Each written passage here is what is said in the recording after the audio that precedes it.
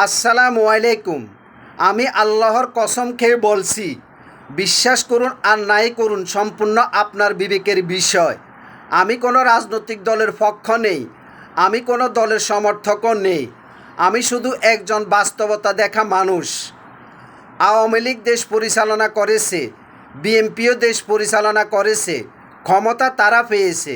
কিন্তু আমরা প্রবাসীরা এই দুই দলের শাসনামলে কোনো দলের কাছ থেকেই তেমন কোনো ন্যায্য সুফল পাইনি। এই কথাগুলো কোনো বিতর্কের জন্য নয়, এই কথাগুলো বাস্তব অভিজ্ঞতা থেকে বলা। তাই আজ আমি একটি প্রশ্ন রেখে যেতে চাই, একবার কি ভিন্নভাবে চিন্তা করা যায় না? একবার কি বাংলাদেশ জামায়াতে ইসলামকে দেশ পরিচালনার দায়িত্ব দিয়ে দেখা যায় না? দেখে নেওয়া যাক তারা আমরা প্রবাসীদের কথা ভাবে কি না, তারা আমরা প্রবাসীদের কষ্ট বোঝে কি না, তারা কিছু করতে পারে কি না। হাদিসে বর্ণিত আছে, কোনো বিষয় সংশোধনের জন্য একবার, দুইবার, এমনকি তিনবার পর্যন্ত চেষ্টা করা যেতে পারে।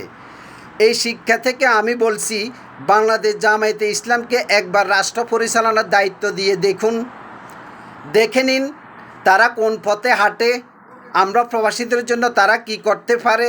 সব কিছু দেখার পর তারপর সঠিক বিচার করুন।